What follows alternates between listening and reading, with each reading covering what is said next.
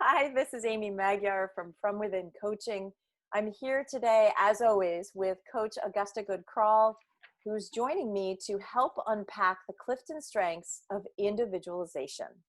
And for both of us, it is a part of our top 5. So we are actually today's guests. We are going to sort of interview each other today, but I just wanted to pause to say, hello, Augusta. Wonderful to have you join me again.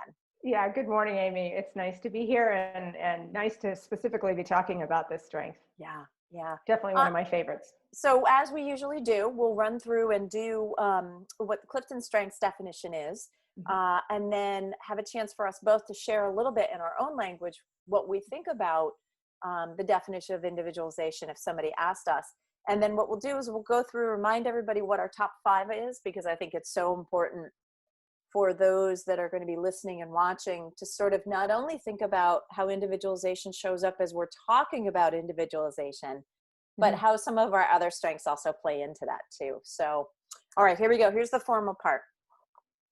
CliftonStrengths individualization is, as they've defined, people strong in the individualization theme are intrigued with the unique qualities of each person. They have a gift for figuring out how people who are different can work together productively. So I just love that. I'm going to change it up a little bit. I'm going to individualize this one. How would you define individualization as someone with that in your top 5? When somebody asks you, what does that mean? How would you describe it to them?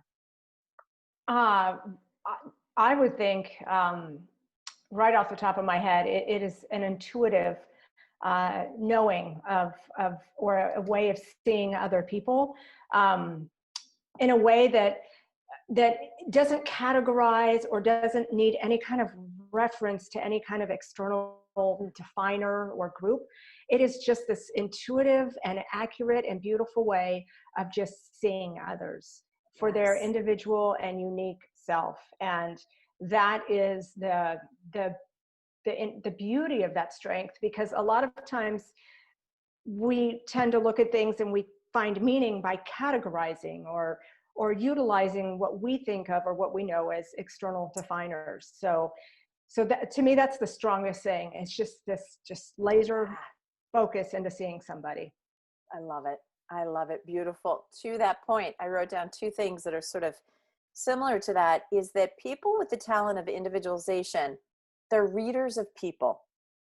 And they have a unique gift sensing skill set where they they can see the unique gift in every single person, no matter whether they've ever met the person before, whether they know anything, about where the person comes from, they're just able to start to read the person very quickly and see the differences in the diversity, but use it not as a bad thing, but as a good thing.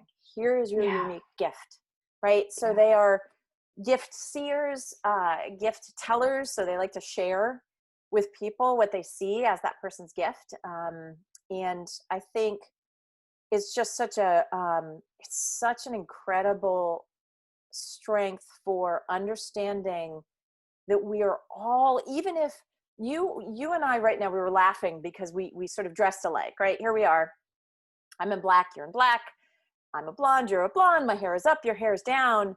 You have a V-neck, I have a sort of a straight neck. I have glasses on, you don't, right? So here's immediately where we saw the similarities, but then we started to break it out and be like, oh, but your hair's down and mine's up. And that's okay, because we're showing up as here's what we thought today felt like in wearing our hair in a black outfit, but we do it individually. We do it uniquely, and that's okay. Yeah. There's a beauty. And that being okay is again, the gift and the beauty that you were saying is there's such a hopefulness that working with somebody or being on a team with somebody or interacting with somebody who has this strength high in their top 5, they bring that hopefulness and that trust because of that ability to see and accept. And it's almost, I feel it's a very expansive kind of gosh, just unlimited possibility, because, you know, for me personally, seeing that everybody is got their own unique stories and their own unique experiences, and every single thing that they've gone through up until the point that that we're speaking or we've met, Right. is makes them just that unique and just that different and just that diverse from everyone else. So And that's exciting. it is so exciting. So let's do this. Let's talk about, even though both of us have individualization in our top 5, some of our themes are different. And so I want to sort of roll through. I'm actually brought my strengths today.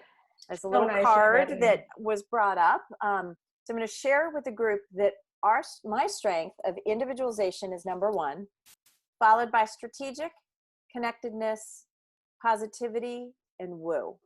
And so the beauty is that even though you and I share individualization, we may not share all the same strengths, and how your individualization shows up may be a little bit different than mine. I mean, that is the beauty of individualization, is that we can share, but how it shows up can be different. So we'll stay open to that. Yeah. Absolutely. And that's, oh yeah, let me tell you mine. Yeah, please. I know I need a little card like you. I like that. Strategic, learner, input, futurist, and individualistic. So mine plays differently and shows up differently. And for me, it's not that is the beauty, actually, if we just give it a bigger zoom lens here, of CliftonStrengths, because somebody might have empathy, and, you know, this other person has empathy, but they show up totally differently depending on the constellation of their own strengths that they have in the top 5, and also their own experiences. So every single person that has, you know, a same strength is going to be different. And that is so exciting. Yeah, that's the beauty. The idea is about, and why we do this series is about helping you understand the definition and sort of some of the foundation of a strength, but then how it can show up. So I want to, you gave me the red carpet, so I'm taking it. I want to talk a little bit about when you first started to notice individualization when you were growing up, because it's something I became aware of later in my life, that I actually had it when I was quite young, and I want to tell a story. Oh my goodness. Well, I'm curious for you, like, yeah, was individualization, was that something that you feel like you've always had? And was that a good thing? Did that get in trouble as a teen? Like, fill me in.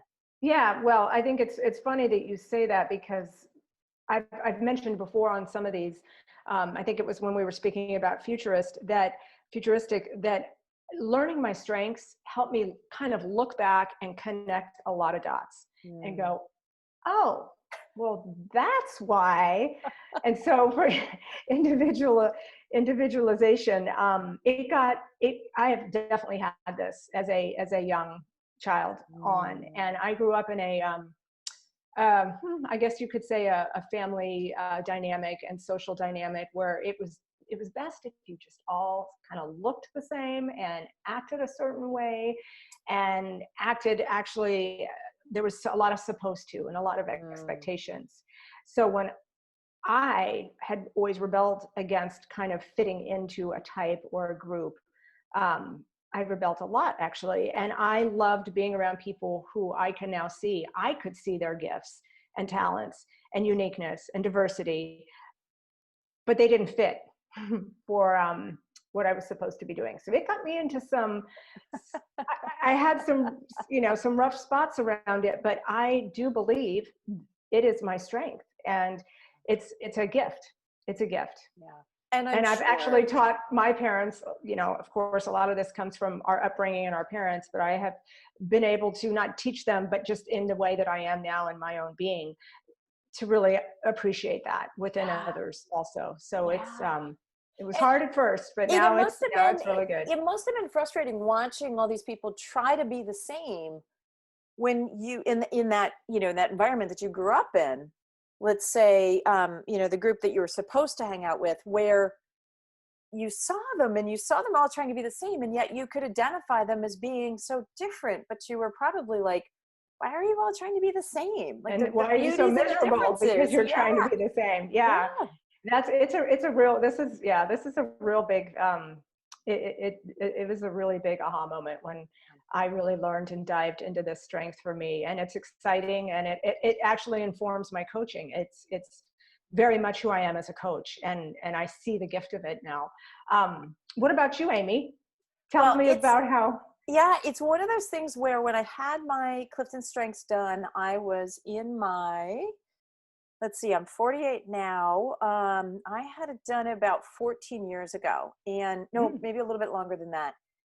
And when individualization came up first, and I didn't, I had never sort of heard the beauty of CliftonStrengths is, it has to do something what? with being individual, right? Yeah. But I went on to read it and I thought, well, yeah, I guess I do that. And then I had this like memory I had not remembered until reading this, which was my father, my biological father, was an identical twin.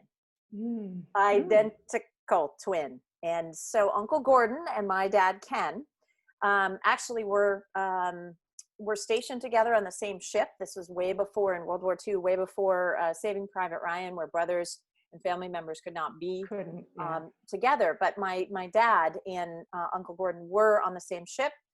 And often my dad would take over duties for my uncle, when he had shore leave and he was dating somebody, and my dad was not. So they'd change up so that my dad would take his, time, and nobody knew that it wasn't Uncle Gordon, right? That's So they funny. just saw dad and they thought it was Uncle Gordon, and they thought Uncle Gordon was not, he was still on the ship. And so it was so cool because for me, there's a picture of my dad and Uncle Gordon in these beautiful white World War II uniforms. And they look exactly the same to everyone but me. Mm, So and so the memory that popped up was we were with our families, Uncle Gordon, my aunt, my mom, and my aunt sort of played this trick on me and said, go tell your dad, Amy, go tell your dad X, or go ask Uncle Gordon this. And the boys, because they often were in the same uniform, they tended to wear the same outfits. They thought that was pretty mm, funny to do. So when one of them bought something, they'd buy two of everything so mm. that when they were together, they could wear the same thing. Now, my aunt and my mother often could not tell them apart. Yeah. Wow. Like that's it, that's that kind of identical, Wow. right? And Wow. so what they would do is they'd send me off, go tell dad something or go tell Uncle Gordon something. And every time I'd walk up to the right person every time. And it's because it was so apparent to me how different they Mm, were, even though they physically looked the same. They were on the same warship. They went to the same school. They did so much mm. together. But to me, they just had two different energies or two Yeah. different unique gifts. And it was so easy for me. So I'm like, why are you making me do why are you having me do this? And I would just hear laughter from the back room of like, oh my God, she did it again.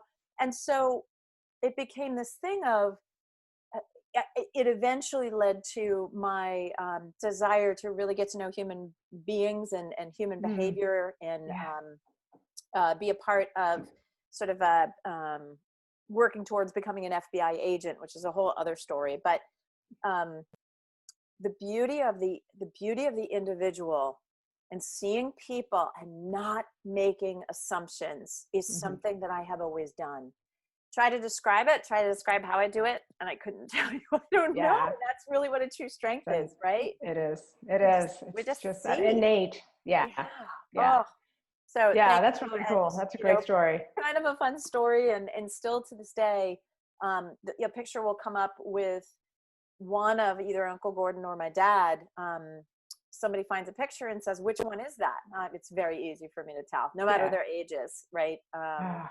It's pretty cool. So Yeah. Well, that speaks to that, like I was saying, that laser just ability, that real ability just to see others. And, it's like empathy. People who have high in empathy, they have this innate ability to sense and feel others' feelings. This is more of a, like you say, just a seeing. now this gets me in Yeah. trouble because as a coach, who creates proposals for people, for organizations, for people. I'm also a teacher at one of the local universities. Is when I'm asked to create a proposal or a curriculum or a program, the immediate thing that happens for me is, well, do I get to do that for every single person that's in the class? Because every single person in the class needs something different. How do you, I actually get very overwhelmed because they're asking me, can you create sameness for individuals? That's really interesting. And I think that is something that I realized also, just it's making me realize this is, education, right? School. So not everybody fits in the square peg, and my daughters have variances, and they went to a school that knew that, and that had 3 different ways of learning, tactile, verbal, actually drawing. We are not all the same. And so when you're in a situation or in a job where there might be some type of standardization, like a curriculum, say, how do you make sure that you're touching upon and touching people in the ways, or grabbing their attention or helping them embody that information in ways that are individual to them? It's a good question. Thank you for asking that. I think one of the beauties of individualization is that those with individualization are so naturally curious. So they want to know the stories. They want to know the differences. They want to, and not to know them so that they can check mark them off, but to say, how do I then help you understand what I'm about to offer to you? So often, whether it's in a class or at a workshop, is that I'm always checking in with people. Okay, where did I lose everybody? Was that confusing? Raise your hand if that resonated. If you're still struggling a little bit with what I said, let me try to say it a different way, or whatever it is. But I'm constantly aware of how I landed what I think maybe is the most perfect way to have said something. Half the room, probably it didn't land. Right. Yeah. So not being afraid, being very humble and knowing it's not that I did it wrong. It's just how they process is different. And if I don't check in with them and stay curious for what's happening for them, then I'm gonna lose half the room. And my goal is always also, when I walk into a classroom for the first time, a workshop, and it could be a workshop of 500 people, I try to meet every person. As people are walking in, I go up to them, I introduce myself, tell me your name. I may not remember it in 20 minutes, but I'd let you know, thanks for being here. But there may be something that I get from them that I can use, whether I'm on stage or in the class or in the thing, or just kind of remembering, like, Mary from New Mexico's here, and she talked to me this morning about blah, blah, blah. And what I've done is I've pulled Mary in a room full of 500 people. I've pulled her out in a good way and said, I heard you. Yeah. Your uniqueness is important to me. And that's it's not a trick, but it actually helps me understand who's in front of me. Absolutely. And I think if you're working if you have the strength, say you're on a team, it's that ability to help others also appreciate and see the uniqueness of the collective and to help them work together. So I can imagine that that's also been a situation you've been in where that gift as a leader or as a team manager is not just your own ability to be able to assess and see and celebrate everybody's uniqueness, but to help others see it within. I don't know if this resonates for you, whether it being in the business world, in a laboratory, on a rowing team, as a parent, all these things that you have experience in. Where it shows up for me is I've often had to say to a room, just like strengths, hey, I know that comes really easy to you, but let's remember that it may not come easy to everybody else, right? It's sort of I have 2 daughters that constantly saying that it's okay to be different. And guess what? There's a pretty good chance that the person that you're bringing that to is so not going to think that way, or so exactly. Process that's not what they need. All of those things, and so part of it is here's what's easy for us. How do we tap in? How do we find the unique gifts of others So part of individualization is it's that relationship building theme. But I think we have the opportunity for people on our teams or in our lives to say, what do you see from that person coming at you that you have conflict with? What is their individual gift? What can you lock into? Because that will help them feel heard. It'll help them not feel the same. And there's more of a chance of you being able to support their agenda and you two working on things if you don't treat them like everyone else. So there's a funny kind of statement that I make around individualization. This is a little bit of a tongue twister, so let me try to do this. So when people say individualization, what does that mean? I often say, it's crazy, but as an individualist, I treat everybody the same, which means actually I treat everybody differently. So I look at everybody and say, I'm going to treat you the same way, which is I understand you're an individual and I'm going to treat you as an individual. And so it's kind of a funny, sort of take on words and playing on words, but there's not one person in my life who I've come across where I will make that assumption of, oh, you must be like so-and-so just because you're from that town or you're from that area or you love country music, so you must be X. And I think that is the beauty is that everybody's stories, even if they were born in the same town, even if they were raised in the same school or by the same person, as we know, if you have siblings, sometimes our siblings are the most not like us. Even if you're identical twins. Even if you're identical twins, right? Yeah. So it's that uniqueness. And so I think as leaders or as heads of families or as people who are here to try to help people come together is understanding, helping those see the beauty of the differences and the diversity, and that it's nothing to be afraid of, but that you have to understand that it may take you showing up, communicating with them a little bit differently,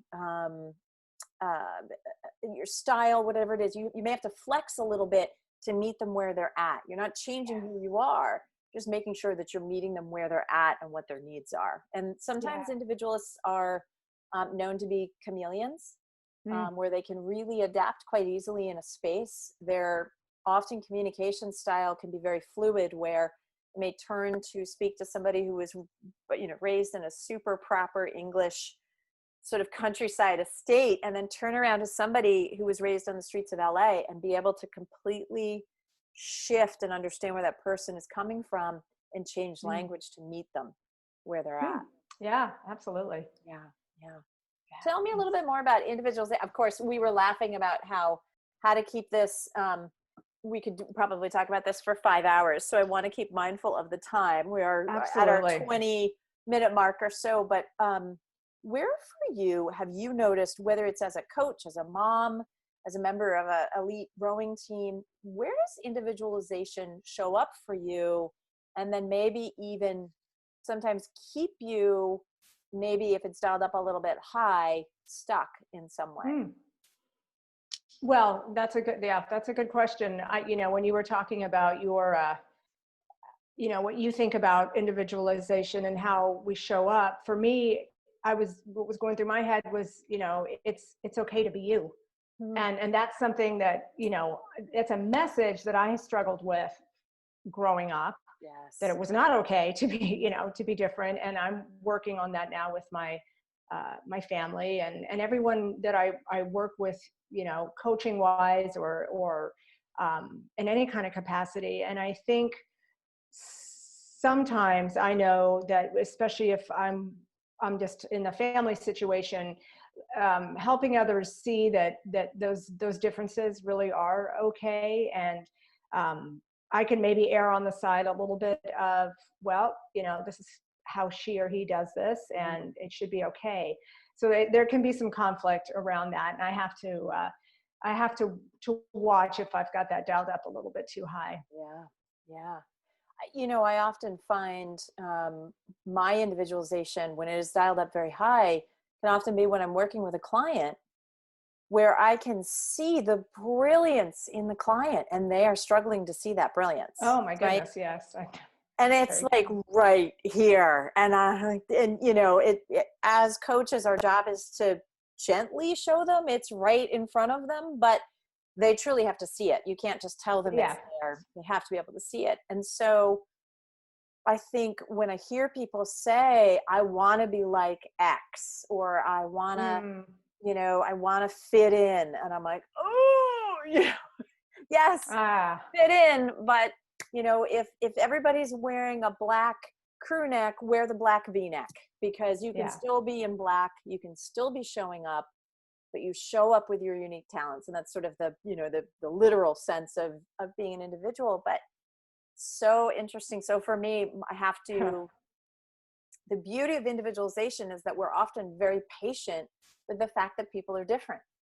And Yeah. yet, I sometimes have a hard time being patient when people can't see that they're different in a good way, Yeah. right? Yeah. That's the strength of, you know, where your strength can sometimes be dialed up so high it becomes the weakness or becomes a challenge Yeah. for you, because I have Yeah. to definitely slow myself down and Yeah. say, whether it's they're not ready to see those differences and it's Yeah. okay, but they'll get there, right? Yeah. Believe in them, I believe trust. in that the beauty of their uniqueness will show up. Yeah. Absolutely. Yeah. So Absolutely. for to sort of wrap this up, I think what's interesting is you and I both have individualization. Mine is number one. I think yours was number 5 in A top 5. strengths. Yeah. We both share strategic. And I Mm-hmm. think one of the things that's really neat about the two of them together is that Mm. strategic often sees and can process things very quickly. So as Yeah. individualists, with someone with individualization, we read people, we actually can read them quite quickly, and not in a Mm-hmm. bad skinny way, right? Not in a Right. sort of a surface level way, but we can actually read folks very quickly and very easily, and see what they're saying or not saying. So as a coach, super powerful for us. And maybe this is why Yeah. both of us love strengths. One of the things we talked about is with CliftonStrengths, being people with individualization, our jobs are not to actually title people and to Mm-hmm. say you are X, right? Right. And yet what we love about CliftonStrengths is Clifton gives us some language to help people understand where they're coming from. Yeah. And, you know, it's an interesting oxymoron of, we love helping people identify their strengths because it makes them individual. It makes them an individual versus it Yeah. makes them the same as the other people that have those Right. strengths, right? Yeah, exactly what we were talking about earlier. And that's it's like a new, you can see the same 5 strengths come across. I mean, I've never seen that, you know, in 2 people, but say there was a situation, but they would probably, of course, be switched around to a degree. And even if they weren't, they would show up differently based on based on the unique story and the experiences of that Yeah. person. So Yeah. it's never the same. And that's what's so exciting. Seeing that potential, seeing that uniqueness, Yes. and celebrating it, helping others realize how they can best navigate and succeed. And yeah, it's Yeah. super exciting. So I'm so glad that now I know when I was 5, my curiosity was not from annoyance, but it was because I wanted to know the people that were coming at me better, and I wanted Yeah, to know more, and I wasn't being nosy, which I think I probably had been told, you know, you're being nosy, don't ask so many questions. But I was so naturally curious yeah, at everybody coming at me. What was their story? What was their unique gift? What was happening for them in the situation we were in? And so those are those stories that I no longer say that I'm nosy. I now get to say that I'm curious. So I yeah. changed that Curious. story. Yeah. Yeah. Awesome. One last takeaway, Augusta, for our listeners. Anything else you want to share about individualization before we wrap up?